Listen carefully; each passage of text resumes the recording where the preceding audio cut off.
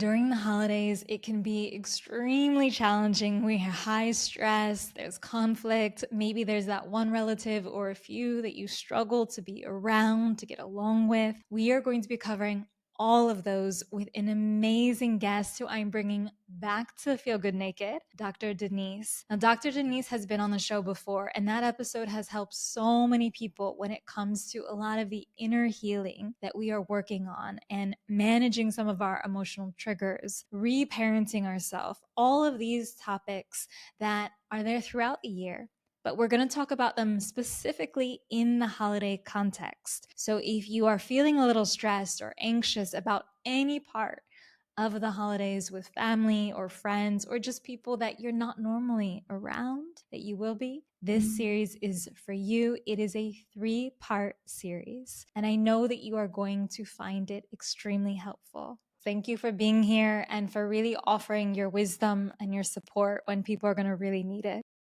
Thank you so much for having me. These topics are so important, and I know we're going to be talking a lot about navigating lots of different things around the holiday time, but it's really not that it's necessarily different than what we're navigating on a near daily basis, unless you're really not connected to family or very spread out. But it's just everything that we're going to talk about, it gets so magnified and it's almost like it comes to a head around the holiday times. So I'm so excited to get into all of this with you. We'll be directing people forever to this series because it isn't just for the holidays, but as you said, like, because you're probably seeing people more often and because whatever your relationship status or things that are happening in your life are not working out, like, it's just so much harder because there's so much pressure. But we're going to talk about all of that. And we do have a lot of topics. I mean, which one do you think is the most important to start with when we open? You know, this might segue into boundaries a little bit, but I think for anyone listening, something I do want to clarify is that there's lots of different tips and pieces of guidance that we might talk about today. Ultimately, you know yourself and your situation best, so use your discernment first and foremost. But secondly, there are going to be things that I mention. I'll try to mention this as we go along, that are going to be appropriate if you're dealing with relatively healthy relationships versus if you're dealing with someone who's emotionally immature, narcissistic, because those are completely different ways of navigating these things. And I know we probably have folks across the board with different circumstances listening to this. So I'll do my best to specify that when it comes along. But if you're feeling like, I've tried that or I've done that, that probably means that piece of advice or that tool is not for you. There are a lot of things that don't land or are not skillful depending on who we have in front of us. So just keep that in mind as we go through today. Really good to mention, because I was even thinking within my own family, and I'm sure many people listening, you probably have both sides. You have some where there's that conflict, but it's a healthy relationship overall. And then you have some people where it's just, I mean, I've got one narcissist in my mind.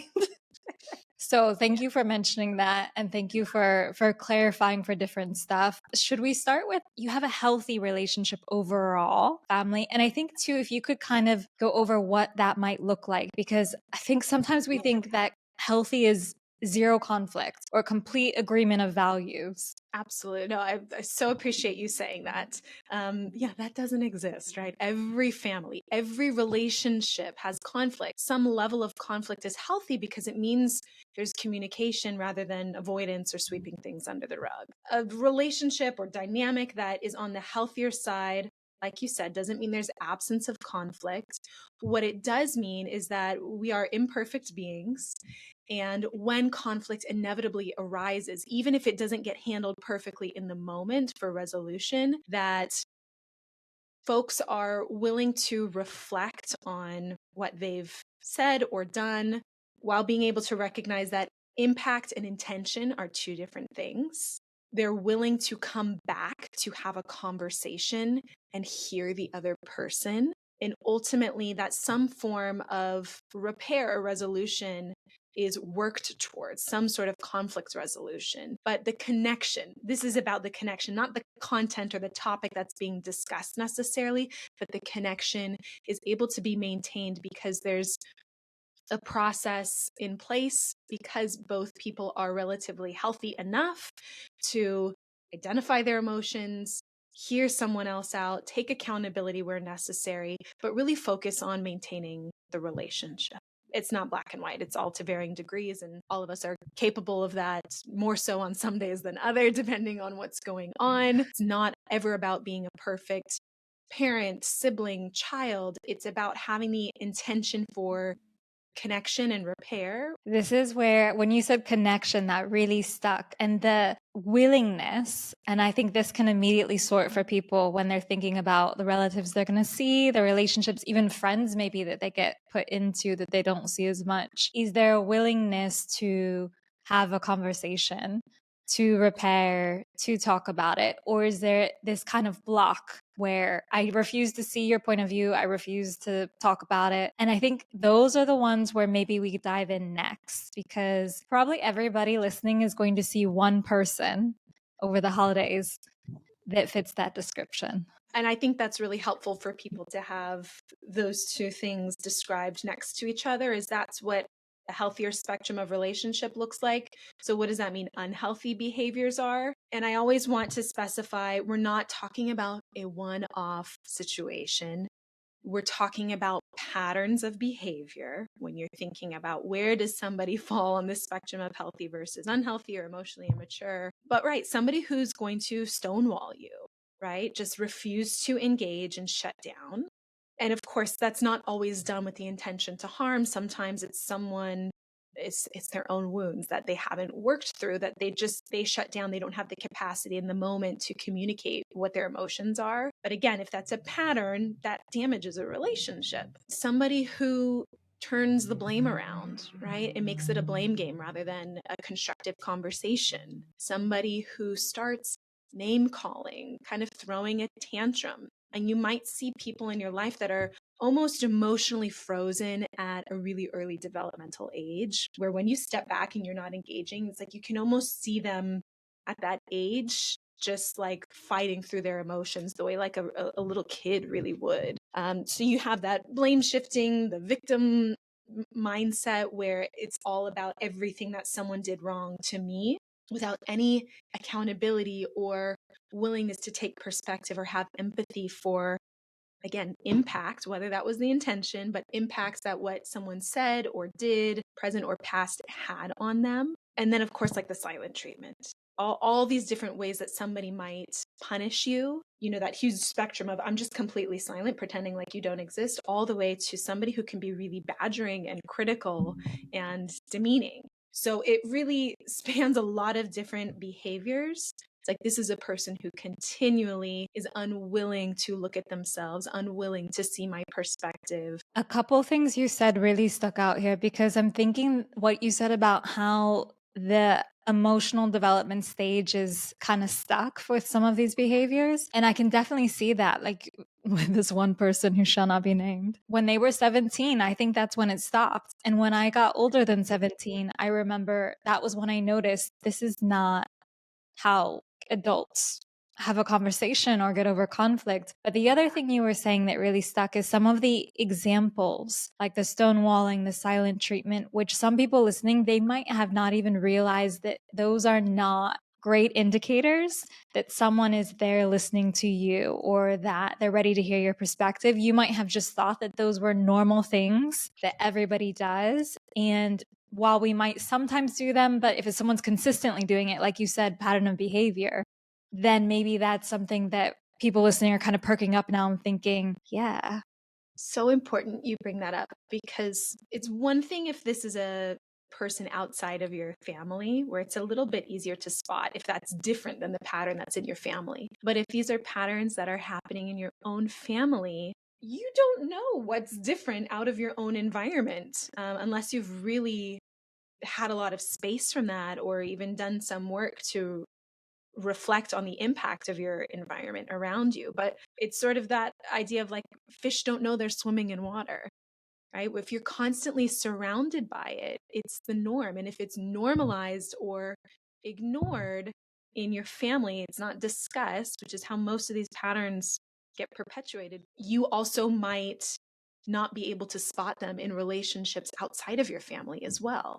And so if you just imagine that that's what's normal in relationships or in conversations or how people handle conflict, you never get the chance to experience something different, but also get different skills of how to move through those moments differently. I think that kind of highlights immediately why it's so important, not just for your own family, but for the other relationships you have. If you're used to someone giving you silent treatment, and when someone ghosts you, you don't flag that as a problem. Something you said too just now that I'd love for you, because I think this is one of the biggest issues people are going to face. I know I've faced it. I know a lot of people do, where you were saying that there's more than one family member doing the same thing. And so you feel like either that's the normal or you're the one who's wrong, right? Because they're reinforcing this reality or they're doing a certain behavior and you're the one who's wrong. And that's such a hard place to be. I don't know if you have any kind of advice around that, of when you are the only one who feels like you're not the alien.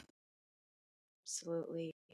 I would, first and foremost, just start with so much compassion, because to be in a community or a family system where no one is either willing or able, depending on where they are in their work and their healing or awareness, to be the only one to see patterns clearly is extremely difficult, because once you see it, you can't unsee it. And it puts you in a really difficult position, I think, especially if you're first doing this work. It does evolve, and I'll talk about that. But when you're first doing this work, after you've started to see the patterns, there's a part of us, I think, that almost wants to point it out every single time it happens. Like, see, you're doing that thing again. Or like, look, I told you. And it's coming from this like really reactive place in us, understandably, because it's tied to so much history and maybe years and years of pain of being unheard or criticized or made to feel unimportant. So it's coming from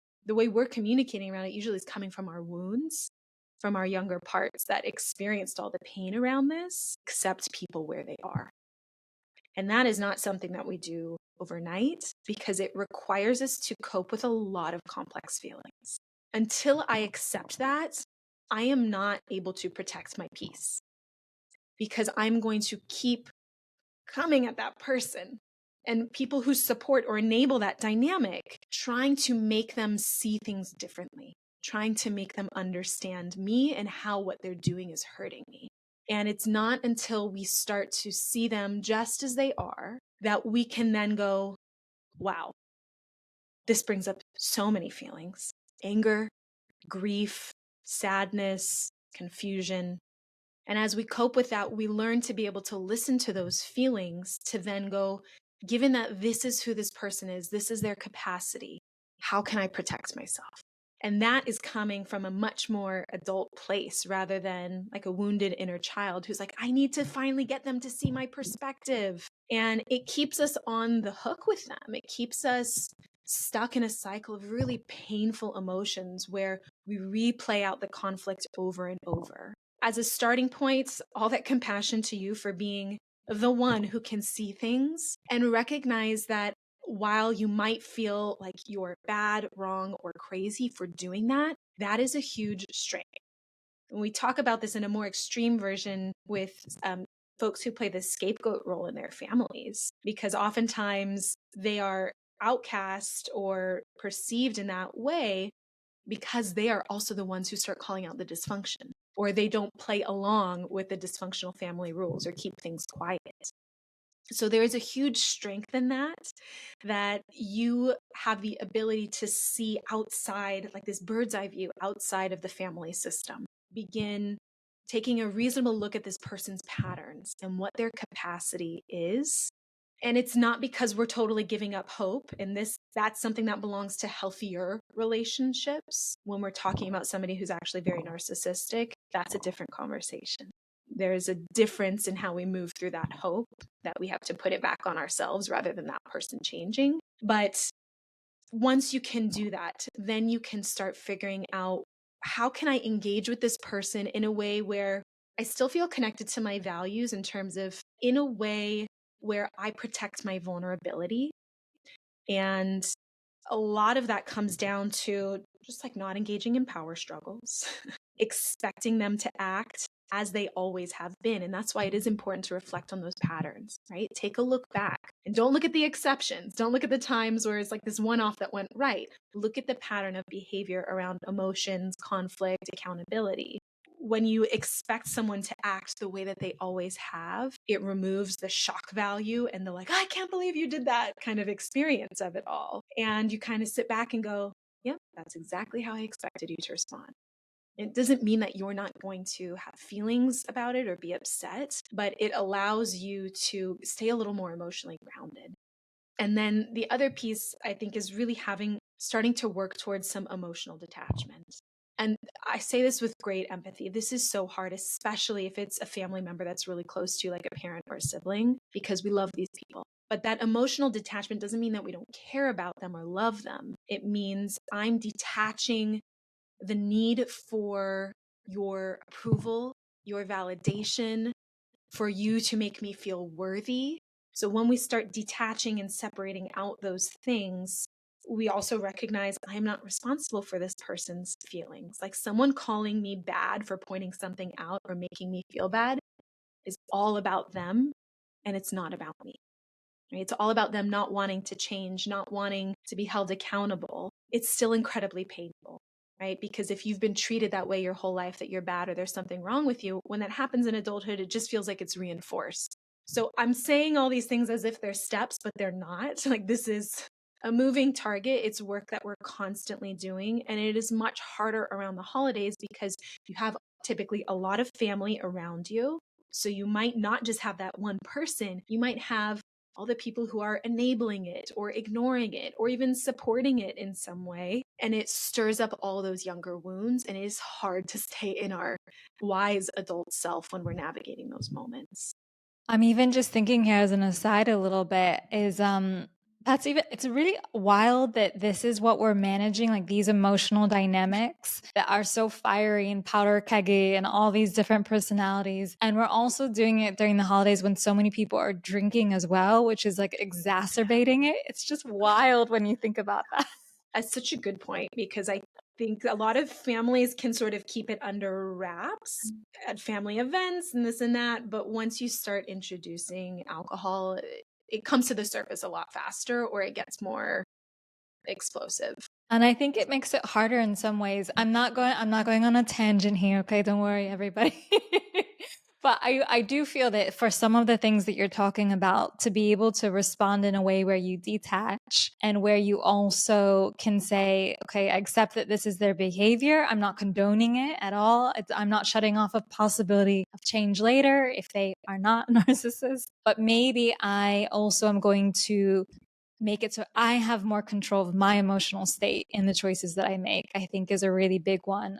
I noticed personally when I drank less at family events, it was a lot easier. So just for anyone thinking about that. But the one thing also that you mentioned where when there is someone who is a narcissist, and I think this is something that I know you talk a lot about, and we always think we know who those people are, but it's like you said that you can spot it outside your family much easier than within. So if you can share some of the behaviors that are associated with that people maybe they might not recognize, like especially if it's more covert behavior or it only comes out more when they're really upset. You know, I think generationally, we've sort of normalized, right? The older generations have normalized a certain response to emotions or even culturally, right? And especially when those two things collide, it's like, well, that's just how everyone is, or that's how this culture is, or that's how we did it in our day. It doesn't make it any less harmful.